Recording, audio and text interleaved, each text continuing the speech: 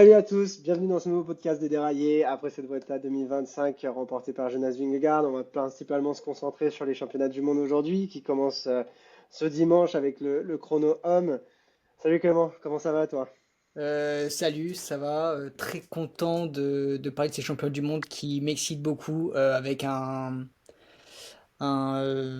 passage au Rwanda que je trouve assez plaisant pour la mondialisation du cyclisme et surtout un parcours dantesque. Ouais, c'est clair, on peut peut-être commencer effectivement par cette mondialisation du cyclisme. On sait que l'UCI fait énormément de choses, ou essaye de mettre en tout cas énormément de choses dans le recrutement de jeunes pépites côté africain, dans le développement des infrastructures, du savoir-faire aussi. On a vu récemment avec Birman Girmay l'année dernière sur le Tour de France que ça commence à porter ses fruits. Donc c'est vrai que c'est plutôt cool. Et puis moi qui regarde aussi, je pense comme beaucoup le vélo aussi, pour des parties notamment sur l'aspect euh, visuel, géographique. Je pense que ça va changer beaucoup de courses qu'on connaît. Donc, et puis hâte de voir aussi la réaction du public sur ce genre de course. Oui, alors pour la partie paysage et tout ça, décor qui change des parcours qu'on a vus, qu'on peut voir habituellement en Europe. Pour des vidéos que j'ai vues, tout ça, du parcours, le paysage a l'air déjà magnifique au Rwanda, à Kigali. Mais surtout au niveau du public, alors certes c'est une petite course, mais du coup je pense que pour les championnats du monde ce sera encore plus élevé, mais sur le Tour du Rwanda est assez réputé pour avoir un très bon public. Là où quand le cyclisme s'exporte plutôt au niveau des Émirats, ou en général niveau public c'est zéro, Hum, autant hum, hum. pour le Tour du Rwanda en général on a du beau spectacle, enfin, pour le public, en tout cas le public est souvent présent. Donc j'espère que ce sera le cas pour ces champions du monde.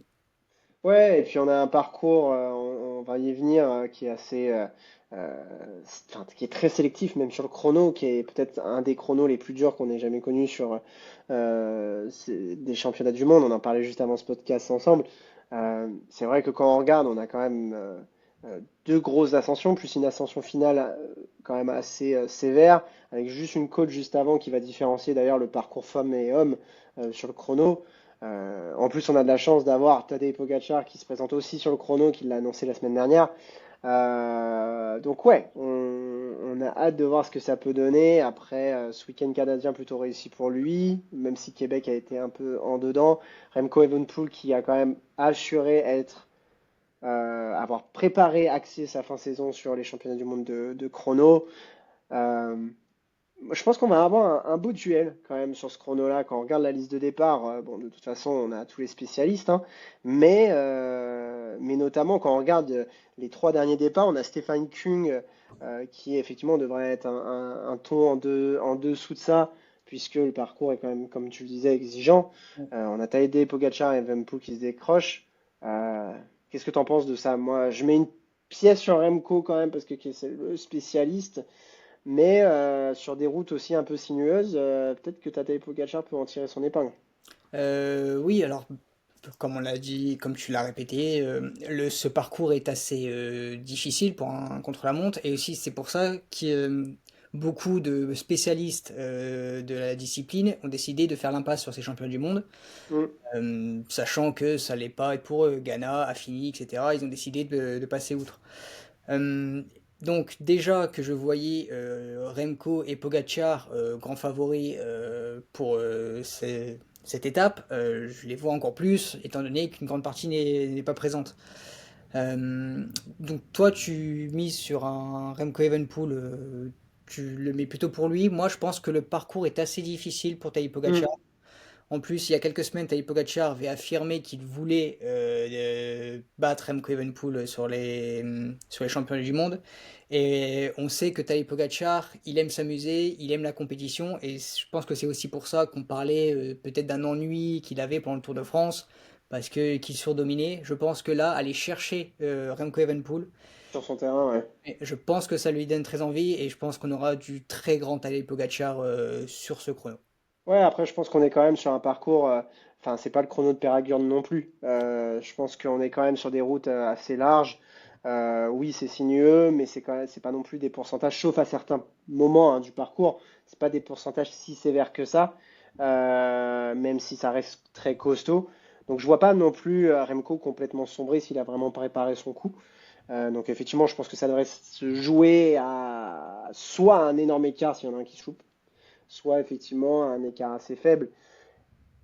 Petit point d'ailleurs sur cette course, cette course chrono homme avant qu'on passe aux femmes. Quelle serait toi ta wildcard? Moi, honnêtement, il y en a un qui m'a impressionné sur cette Vuelta, c'est Jay Vine.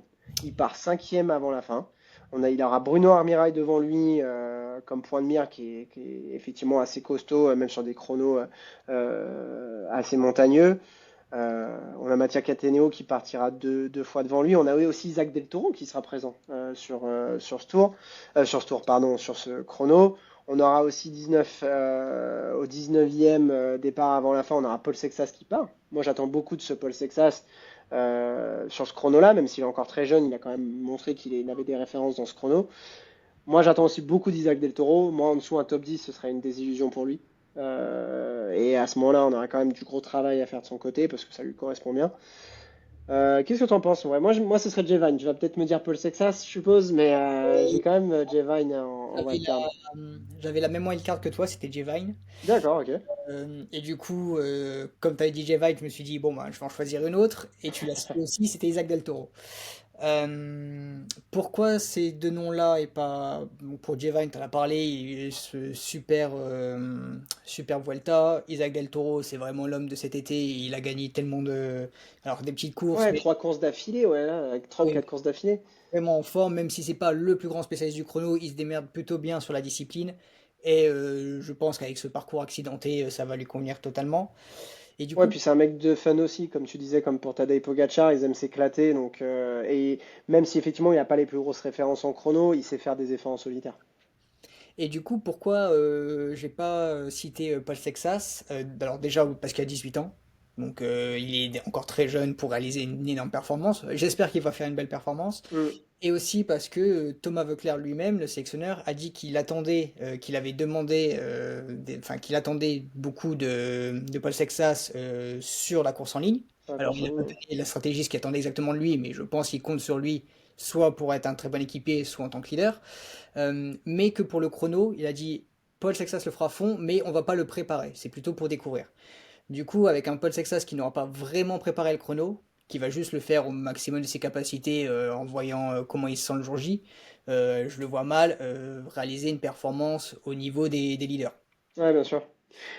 Après, je pense que il y a aussi un point important, c'est qu'effectivement, il ne l'aurait pas préparé, malgré le fait que ce soit un spécialiste. Euh, Néanmoins, je le vois bien quand même essayer de tenter le tout pour le tout, comme tu disais. Il y en a aussi un autre qu'on n'a pas vraiment parlé avant de juste passer aux femmes. Peut-être le dernier point, c'est Lucas Plapp, qui avait quand même bien performé récemment. Euh, on a quand même aussi un bon visuel sur lui. Mais bon, effectivement, comme tu dis, je pense qu'on a trois bonnes cartes aussi à jouer aujourd'hui. Si on devait désigner un podium, on aurait Remco, Tadej et Jay Vine, je pense. Ouais. Du coup, pour moi, ce serait plutôt Tadej, Remco, Jevine, mais Oui, bien sûr. ouais. Après, au niveau des femmes, j'ai regardé la start list. On a Demi Vollering qui partira en dernière, Chloé Dygert juste devant, Anna Anderson en troisième. Et on a enfin Juliette Labousse qui part quatrième avant la fin.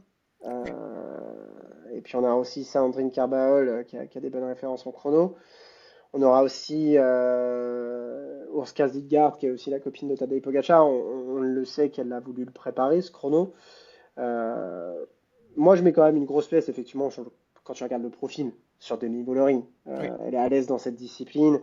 Lotte Kopecky, il n'y sera pas.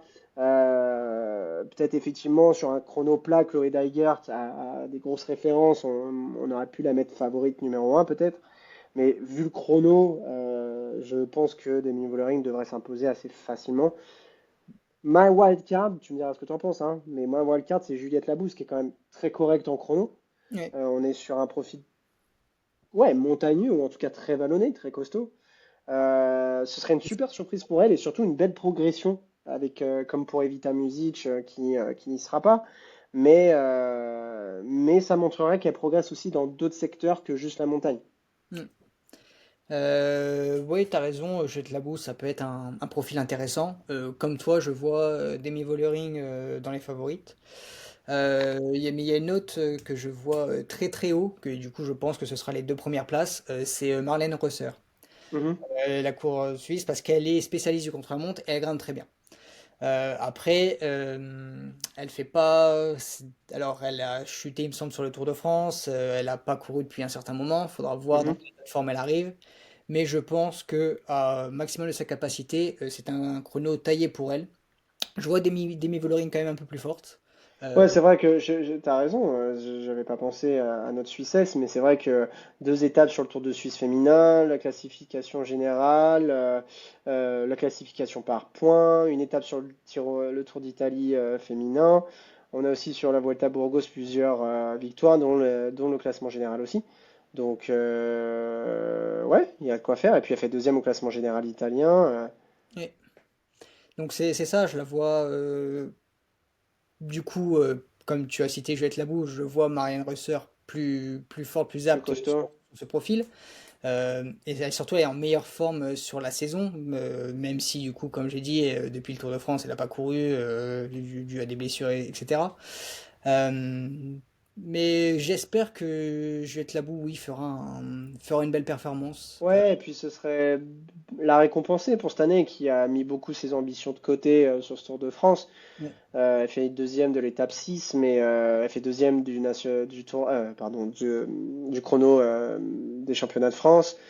Elle fait le deuxième d'une étape sur la Vuelta a Burgos. Elle fait troisième d'une étape sur le Tour de Romandie. Euh, et quatrième sur la Style Gold Race féminin. Donc, elle a tourné autour des victoires cette année. Donc, récompensée sur un podium sur les championnats du monde, franchement, ce serait top pour elle parce que c'est une chouette fille.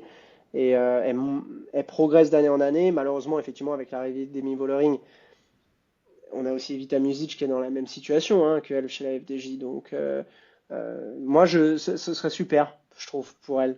Mais effectivement, hein, il y a du costaud en face avec Chloé Dygert et effectivement Marlène Rosser. Donc, comment tu vois ton podium, toi, pour faire comme chez les hommes?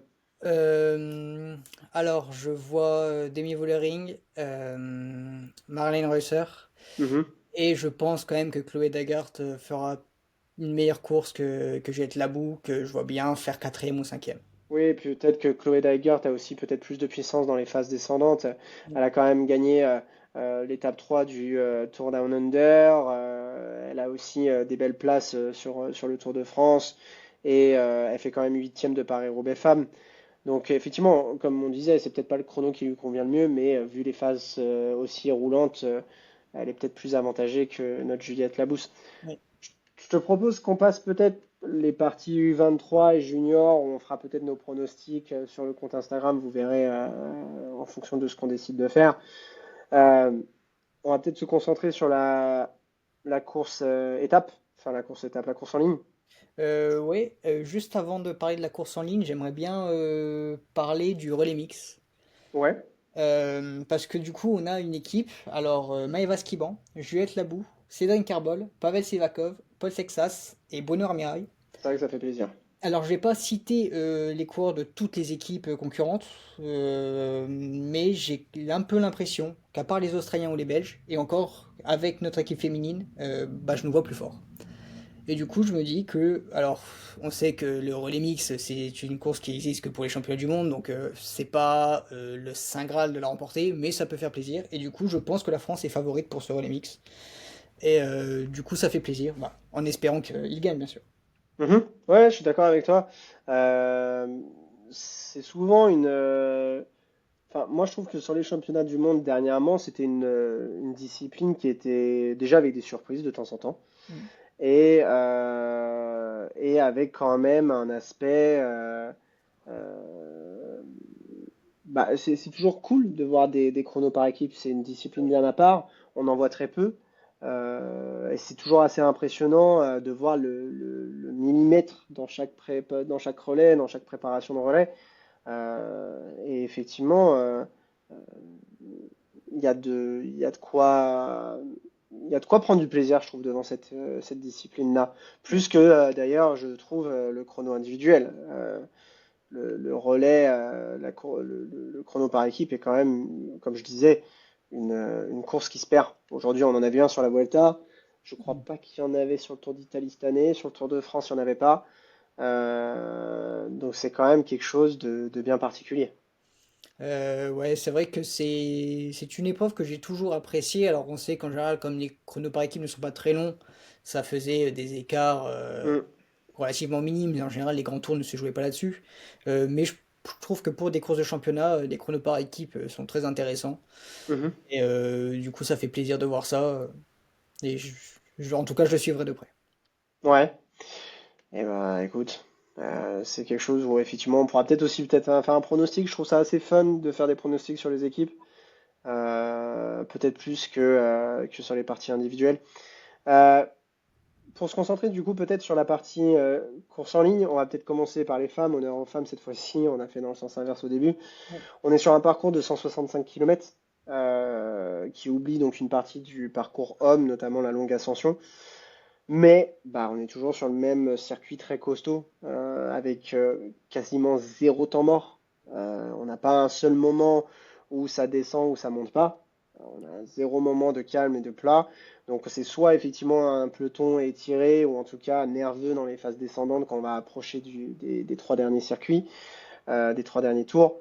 Ou alors effectivement bah, un moment où les coureuses vont s'employer à chaque montée pour être placées.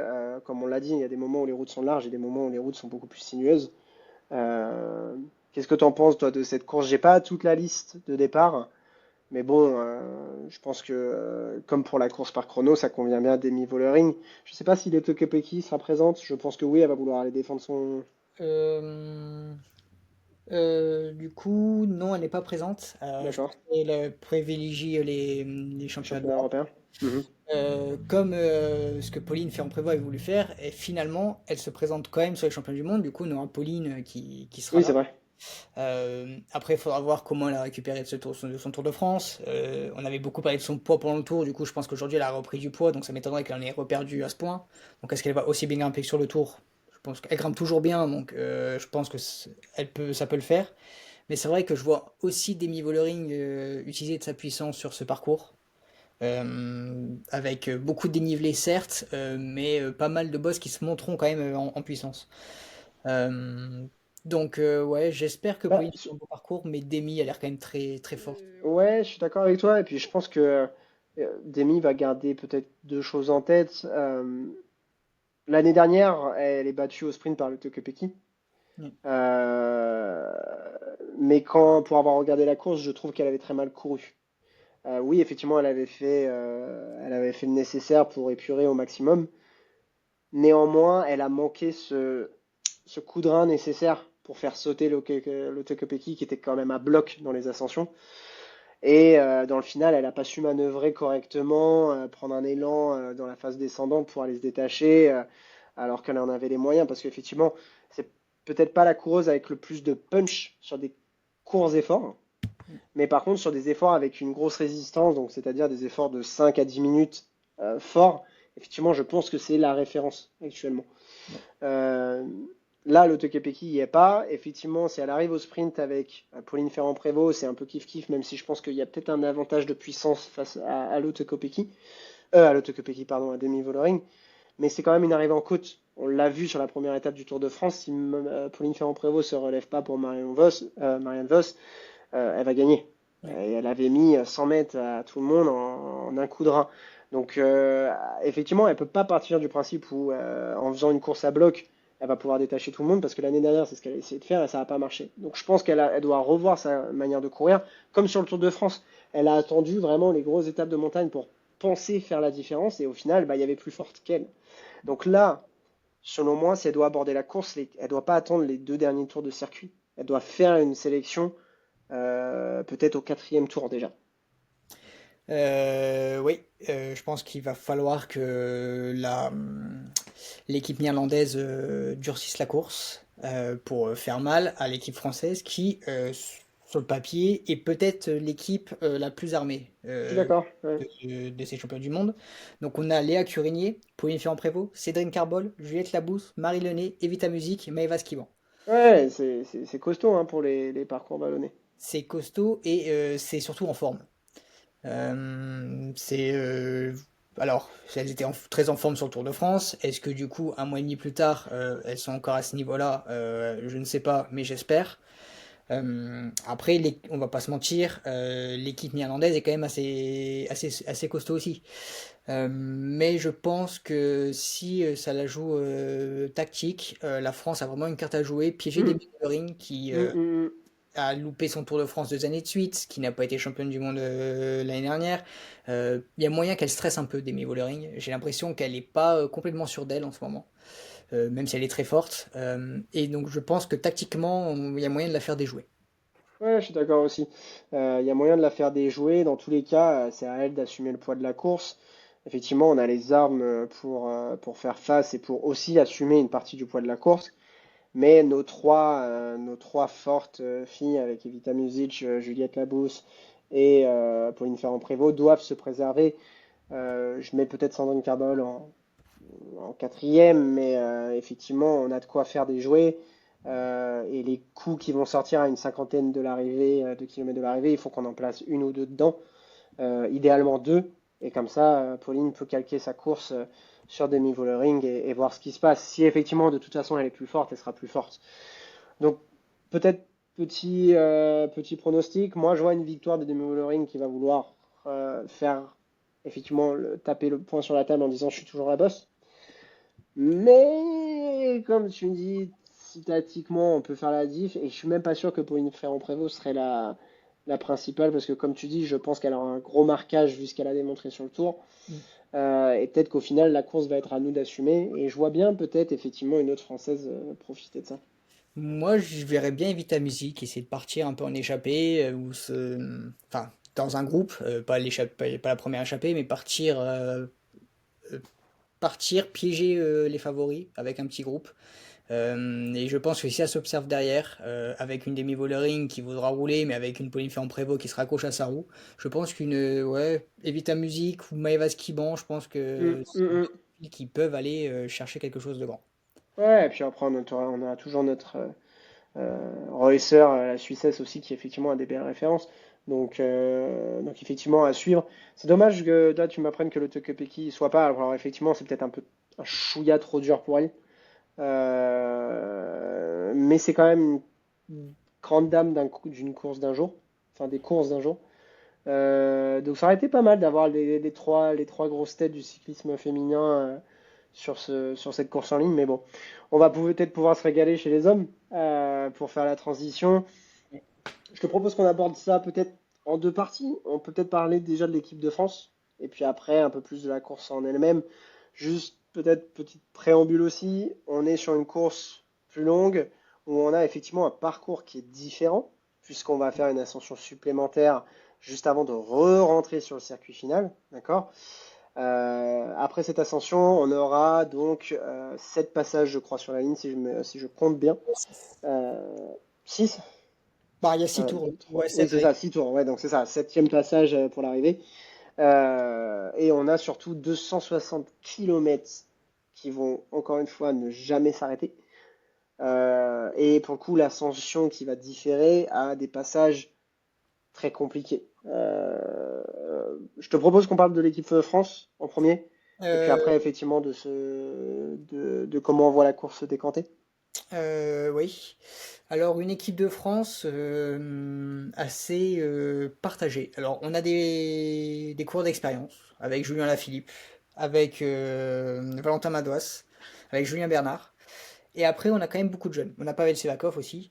Mais sinon, on a quand même Paul Sexas, Louis Barré, Jordan Gégat et Valentin Paré-Pinte. Pavel Alors, Sivakov qui avait fait une grosse partie du travail enfin du travail, qui s'était accroché en tout cas à Tadej Pogacar beaucoup l'année dernière et qui pendant un moment on pensait mériter un peu, enfin aller être désigné sur le podium. ouais. Équipe orientée plutôt grimpeur, puncher, bon, en même temps avec le parcours, c'est ce qu'il fallait. Euh, équipe, alors, je vois pas de Français gagner, clairement. Je pense que tactiquement, en plus avec Thomas Voeckler, on sait que hein, depuis qu'il est sélectionneur, l'équipe de France réussit plutôt bien tous ces différents championnats ou ces Jeux Olympiques. On sait que tactiquement, l'équipe de France est quand même assez souvent présente.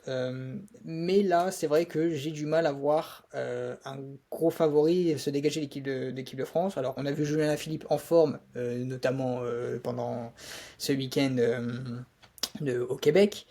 Mais après, je pense que ce sera un peu trop dur pour Julien Philippe. Et j'espère pour Paul Sexas, que je vois malheureusement encore trop frêle. C'est quand même très long comme parcours. Il a que 18 ans. Je pense que s'il y avait 50 km de moins, on pourrait dire peut-être Sexas faire une belle performance. Là, je pense que ça va être un peu long. Donc c'est pour ça que je pense que Thomas Voeckler veut s'en servir comme équipier. Sinon, je pense que Valentin Paré-Pinte, est-ce que ça grimpe assez pour lui? Je suis pas sûr. Valentin Madouas, c'est pas dans la plus grande forme de sa vie, hein, on va pas se mentir. Donc oui, est-ce que ce serait Pavel Donc au final, est-ce que ce serait pas Pavel Sivakov, effectivement, qui fait une belle classique de Montréal, ou même, j'ai envie de te dire, Louis Barry? Ouais, bah je pense que finalement ça va jouer entre les deux, peut-être plus Sivakov parce que plus Mm, expérimenté. Je mm, pense mm. qu'il, pour le moment, il est capable d'atteindre un niveau plus élevé. Peut-être pas au potentiel sur le global de la carrière dans le futur, mais je pense qu'actuellement Pavel Sivakov est capable d'avoir un niveau plus élevé que Louis Barré. Faudra voir dans quel état de forme il arrive. C'est un coureur aussi qui n'a jamais eu l'habitude d'être leader sur les courses auxquelles il a pris part. Euh, En même temps, je pense que l'équipe de France va jouer plusieurs cartes, donc je pense pas qu'il Oui, y je aura. pense pas qu'il ait vraiment dans sa tête une idée de leader. Je pense qu'effectivement, comme tu dis, on n'a pas l'équipe prétendante au titre aujourd'hui. Peut-être il y a 5 ans, ou alors peut-être avec un Romain Bardet Prime ou Thibaut Pinot Prime.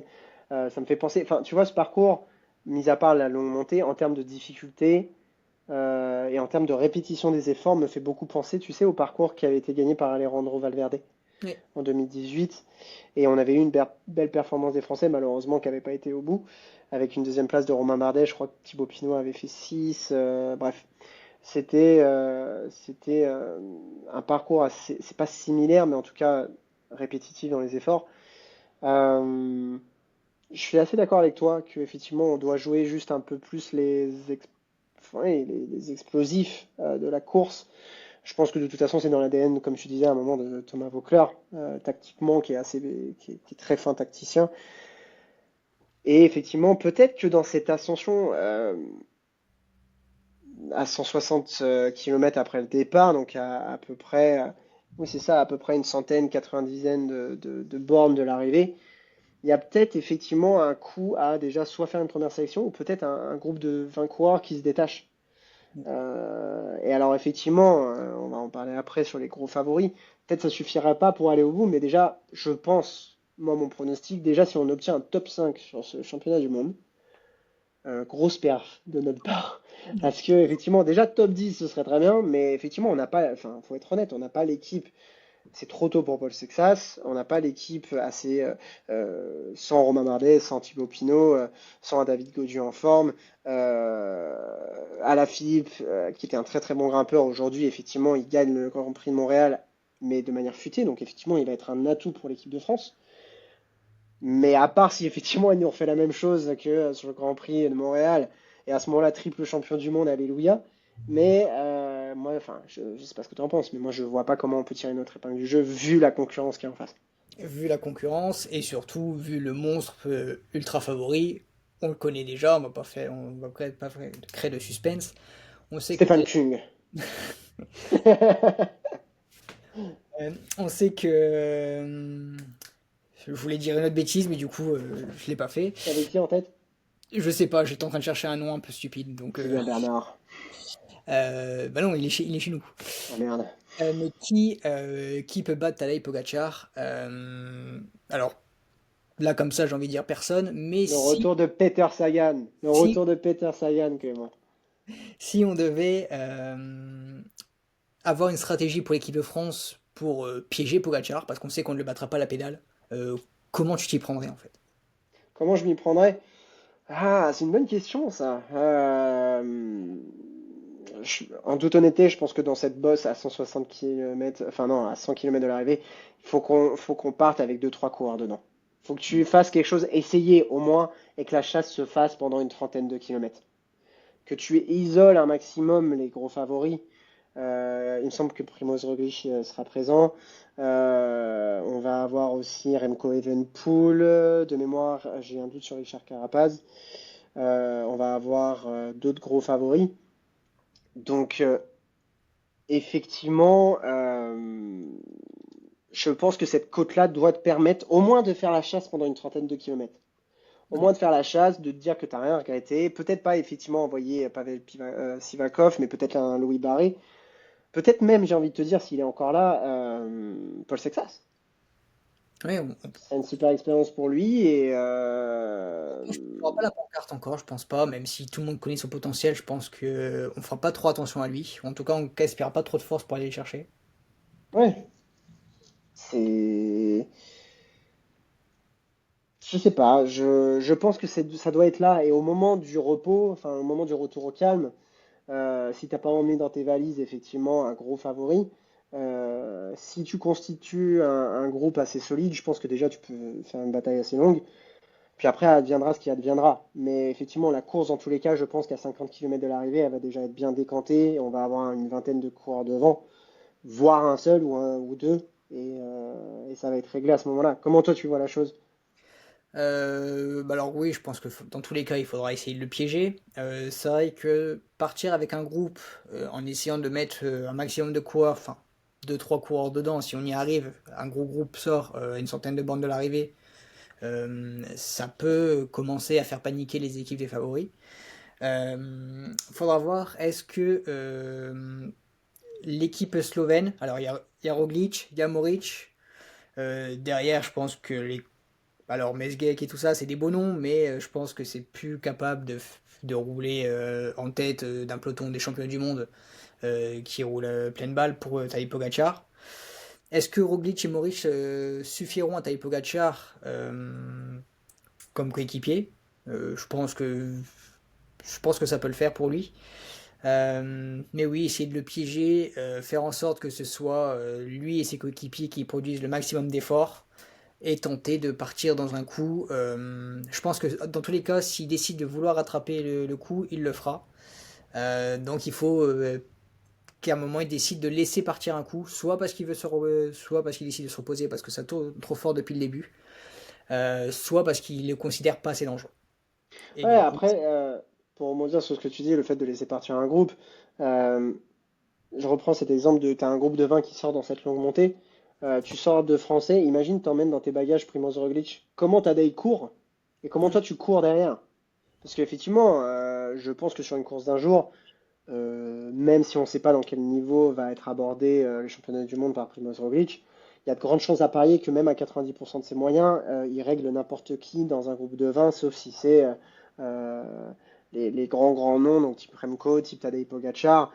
Euh, ben, c'est compliqué. Et puis même dans l'équipe de Belgique, t'emmènes Ilan Van Wilder, qui est quand même un costaud, t'emmènes Tige Benoot, euh, Tianouch Debrooks aussi qui fait des bonnes courses récemment.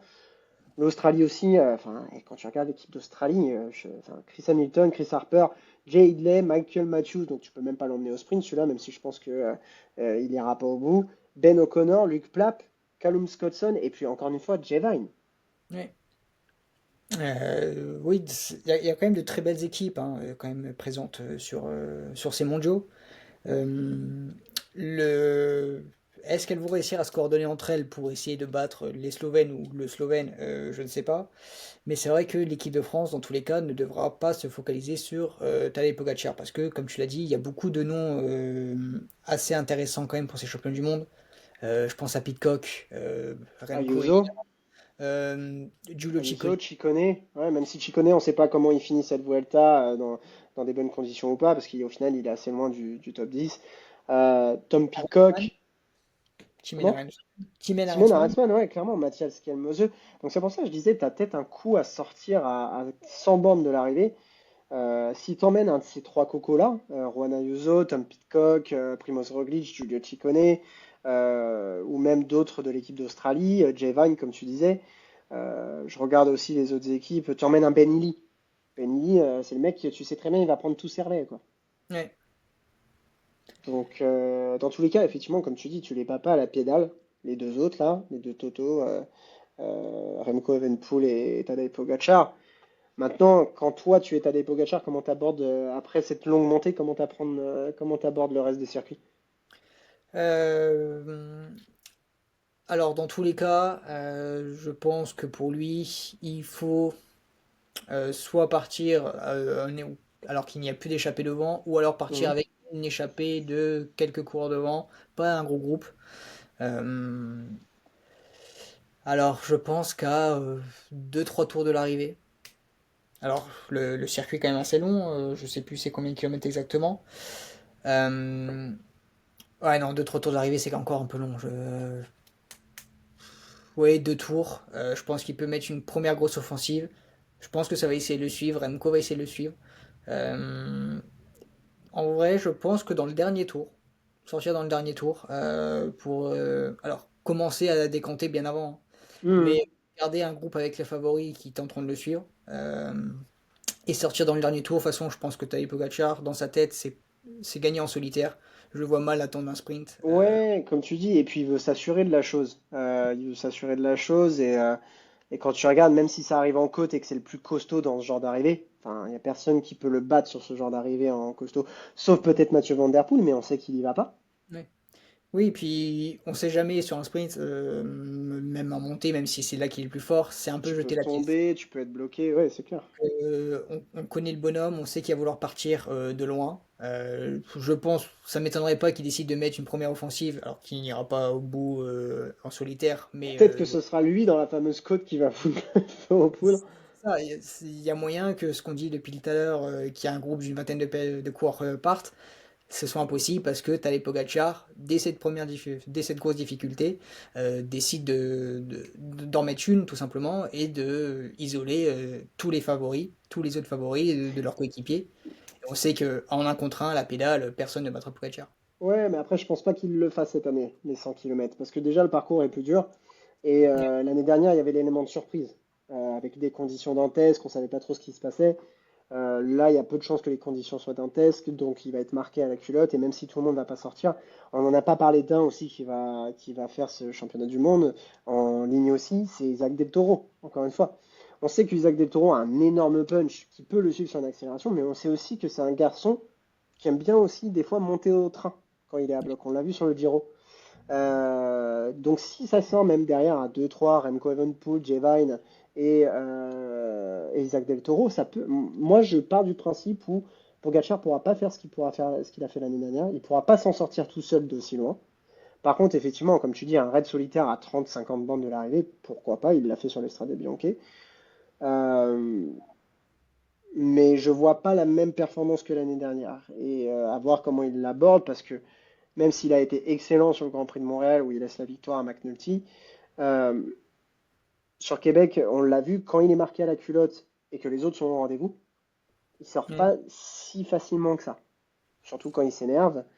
Même si on l'a bien vu qu'il avait relâché à 15 km de l'arrivée, que ça servait plus à rien. Et peut-être qu'il n'est pas encore revenu à 100% de ses capacités. Ouais, bah on verra après le chrono de demain, hein. Effectivement, ça va être déjà un bon indicateur. Euh, Mais effectivement, comme tu dis, ça reste le favori numéro un. À la pédale, même en sprint, sauf s'il y a effectivement un aspect aléatoire en sprint, il va rester l'homme à battre. Euh, Remco Evenepoel doit peut-être miser effectivement sur le fait de sortir avec quelqu'un d'autre. Tout seul, il pourra peut-être pas le faire autant qu'un Tadej Pogacar vu le parcours. Et puis par contre, ça reste deux grosses équipes, hein. Quand tu regardes l'équipe de Slovénie et l'équipe belge, c'est kiff-kiff bourricot, hein. Ouais. Euh, L'équipe mais belge est plus solide parce qu'il y a plus de coureurs de haut niveau. oui, Et l'équipe slovène, il y a quand même trois coureurs qui sont assez exceptionnels. Donc, avec c'est Moric clair. et Pogacar. Ouais, et puis tu vois, enfin, tu peux pas. T'es Remco Evenepoel, tu sais que si tu sors, sauf peut-être même avec Mohoric, sauf peut-être Mohoric où tu peux le battre au sprint, parce que c'est en faux plat montant, voire en côte. T'es Remco Evenepoel, tu bats pas au sprint Primoz Roglic ni Tadej Pogacar. Parce que même sur le sprint plat, même si c'est lui qui l'emmène sur l'Amstel Gold Race, il ne bat pas Pogacar à cet endroit-là. Donc, ouais, pas si simple d'être dans la peau de Remco Evenepoel pour gagner une couronne de champion du monde. Euh, on va peut-être terminer sur un podium estimé, un petit pronostic, Clément. Oui, alors, alors comme je savais que enfin, on est tous d'accord pour dire que le grand favori c'est Tadej Pogacar, je vais essayer de faire un podium où il n'y est pas. Parce que on va essayer de faire un petit Téméraire pas. le garçon aujourd'hui. Du coup, je vais citer, alors c'était ma wildcard, tu l'as dit juste avant, Isaac Del Toro. Alors, il a pas l'équipe pour, il a que deux équipiers avec lui, Il Eder est encore Freire, jeune. David Rubalcaba. Alors, on peut dire qu'il faut pas compter sur eux. Mais le coureur qu'il est, le panache qu'il a, je vois bien une surprise de Isaac Del Toro. Tu Alors, le vois pas être un peu impatient par rapport aux autres qui ont un peu plus l'habitude de ce genre de course, ou en tout cas de ces genres d'enjeux, j'ai envie de dire, quand ils sont concernés par l'enjeu? Parce qu'on l'a vu sur oui, le Giro, même s'il était à bloc sur le col de Finestré, il a fait quand même une grosse erreur tactique. Tu penses pas qu'il est encore un peu ben, mentalement on est sur une course où on a l'équipe de France qui risque de tout dynamiter, de vouloir essayer de dynamiter, de faire des choses, parce qu'on sait que l'équipe, dans tous les cas, même si elle n'est pas au niveau, elle veut être active. C'est ce que l'équipe de France fait à chaque fois. On a Remco, on sait que c'est pas forcément le meilleur stratège, que mentalement, si la course se passe pas bien, ça peut vite déjouer pour lui. On sait qu'il va vouloir rouler très fort à un moment s'il sent qu'il peut faire mal aux autres. On a Tadej Pogacar qui peut essayer de faire exploser la course à tout moment. On a Thomas Pidcock qui est plus ou moins dans le même profil. Donc j'ai l'impression qu'il y a beaucoup de coureurs qui peuvent à tout moment décider d'en mettre une hmm, ou de faire péter la course. Et c'est pour ça que je pense que ce côté de Isaac Del Toro peut-être un peu trop impatient, j'ai l'impression qu'avec les autres favoris qui sont là, c'est tous des mecs impatients ou qui attaquent de très loin. Donc certainement hmm. qu'ils sont quand même plus expérimentés que Isaac Del Toro, T'as pas de euh, référence sur 260 km? c'est ça. Mais peut-être une surprise, essayer de tenir au début et puis les gens vont peut-être pas se focaliser uniquement sur lui. Donc ouais, je pense que il est assez costaud pour le faire. Et c'est un petit D'accord. pari où Isaac Del Toro, Remco Evenepoel. Et pour la troisième place, qui est-ce que je pourrais mettre en troisième place? Euh, Est-ce que Gievine, sur une course aussi longue, est-ce qu'on l'a déjà vu sur un type championnat être aussi performant? Euh, ouais, un Gievine, pourquoi pas. Ok. Et ben écoute, je vais jouer au même jeu que toi, puisque effectivement, mettre Tadej Pogacar sur la plus haute marche du podium, c'est pas prendre de gros risques. Euh, on sera quand même très surpris hein, après ce podcast s'il gagne pas le Bon, championnat du monde. On se demandera si on n'a pas un peu mis des pièces dans le mauvais côté de la balance pour lui. Je suis vraiment désolé, Tadej, s'il se passe quelque chose. Euh, Est-ce qu'on a le droit de jouer avec Remco Evenepoel sur ce pronostic ou on le laisse de côté aussi? oui, on peut, parce que je pense que même si c'est le deuxième gros favori, il peut être battu par n'importe qui, Ok. que ce soit en stratégie ou au sprint. Eh ben écoute,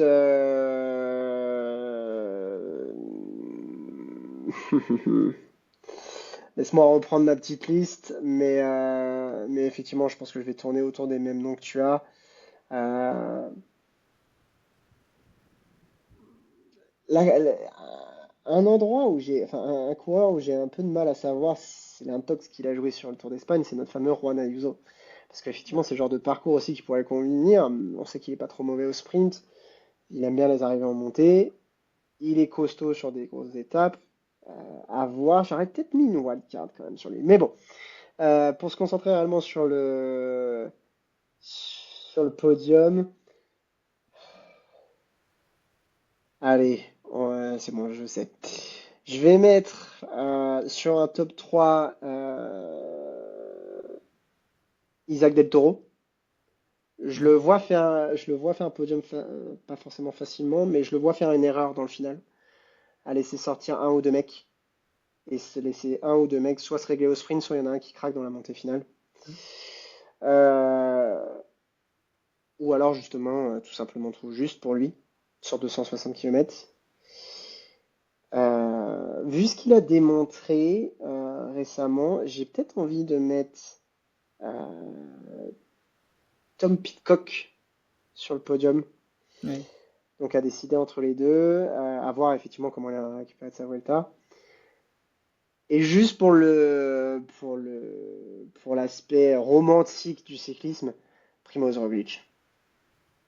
Si Donc ça Primoz sort Roglic. avec un gros groupe, que Tadej Pogacar est marqué à la culotte par Remco, ou qu'il n'arrive pas à le détacher, et hop, t'as un contre avec Isaac Del Toro, etc., qui sort, et les trois qui sortent, ils sortent à 30 km de l'arrivée, puis personne ne les revoit, hein, les trois.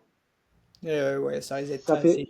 si ça fait pas la chasse, s'il n'y a pas une assez grosse équipe de Belgique derrière, on sait très bien que l'équipe de France sera cassée. L'Australie peut-être sera à peu près en morceaux, mais pour amener Remco et Tadej au sprint, tu te tires une balle dans le pied.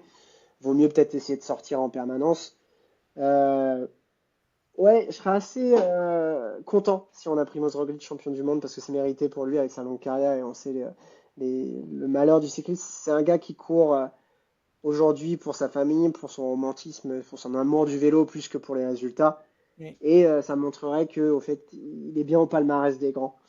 Donc ouais, je jouerais bien avec ce podium-là, et éventuellement avec Primoz en premier, mais voilà, effectivement, je reprends ton Isaac Del Toro qui sera peut-être très marqué, mais qui effectivement peut suivre un gros coup de loin, beaucoup plus facilement s'immiscer dans un gros groupe, notamment avec Primoz et Tom Pidcock, que effectivement bah, Remco Evenepoel, Jevine, Tadej Pogacar qui seront tout de suite vus par les autres. Donc ouais, on va retrouver les mêmes, mais peut-être un peu romantique de ma part de passer sur Primoz Roglic. Ouais, bah dans tous les cas, si un de nous deux a raison sur le vainqueur, ce serait quand même assez exceptionnel, on va pas se mentir. C'est clair. On sera Parce que fan de toi, hein, Tadej, hein, dimanche, hein. On votera pour toi, on est des grands fans. T'es génial pour le vélo, quoique des personnes en disent, mais on ne veut pas de mal, hein, mais ce serait trop drôle de voir quelqu'un d'autre que toi, parce qu'on sait très bien que tu vas en avoir d'autres des titres de champion du monde. Et que ce soit un Isaac Del Toro qui est très jeune, que du coup presque inattendu encore pour le moment, ou un Primoz Roglic qu'on voit clairement sur la fin de sa carrière et que on ne voit plus,